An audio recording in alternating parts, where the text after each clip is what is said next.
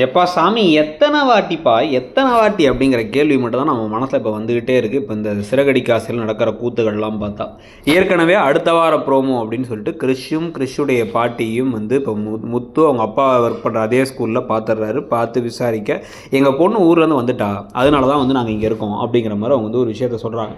இன்னும் உங்கள் பொண்ணு ஊர்லேருந்து வந்துட்டாளா, யார் என்ன ஏது இங்கே தான் இருக்கீங்களா, அப்போ நீங்கள் ஊரை விட்டே மாறி வந்துட்டீங்களா, அதனால தான் அவங்கள பார்க்க முடியலையான்னு கண்டுபிடிச்சி இவங்களை கண்டுபிடிச்சிட்டாங்க. இதுக்கப்புறம் நடுவில் ஸ்கூல்லாம் மாற்ற முடியாது. ஸோ இப்போ வந்து அந்த இடத்துல ஒரு ரோகிணிக்கு ஒரு நெருக்கடி இருக்குது. ரோகிணி இப்போ ஷாக் ஆகிறாங்க. ஆனால் அந்த ரோகிணி அதை ஈஸியாக தப்பிச்சிட்டாங்க போல். ஏன்னா அடுத்தது வந்து பார்த்திங்க அப்படின்னா வந்து பரசுன்னு சொல்லிட்டு இவருடைய ஃப்ரெண்டு இருப்பாங்களா, அண்ணாமலையோட ஃப்ரெண்டு, அவருக்கு திடீர்னு 2வது பொண்ணு இருக்குங்கிறாங்க. அவருக்கு ஒரு பொண்ணு நம்ம தான் இதை முன்னாடி பேசினாங்க, இப்போ இன்னொரு பொண்ணு இருக்குது, அந்த பொண்ணு ஓடி போயிடுச்சு அப்படின்னு சொல்லி பேச அந்த பொண்ணை தேடி கண்டுபிடிச்சி கூட்டு வரணும் அப்படின்னு சொல்லிட்டு முத்து மீனாட்ட அந்த பொறுப்பை ஒப்படைக்கிறாங்க.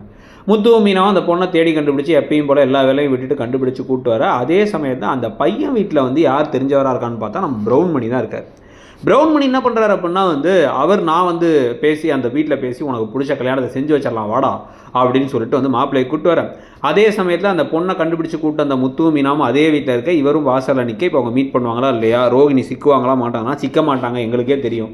எல்லா விஷயத்தையும் ரோகிணிக்கு சாதகமாக தான் அந்த கதை போகுது. நம்மளே ஃபெட்டப் ஆகி இருந்தாலும் சரி ஏதோ கதை ஃப்ளோவாக நல்லா போகுதேங்கிறதுக்காக தான் பார்க்குறோங்கிற மாதிரிலாம் மக்கள் பேசுகிறத பார்க்க முடியுது. ஸோ இந்த சமயத்தையும் ரோகிணி தப்பிச்சிருவாங்க. ஆனால் ப்ரௌன் மணியாக யாராச்சும் ஒருத்தங்களாச்சும் பார்ப்பாங்களா, நீங்கள் என்ன நினைக்கிறீங்க, இந்த கதை போகிற போக்கை பற்றி உங்களுடைய கருத்து என்ன?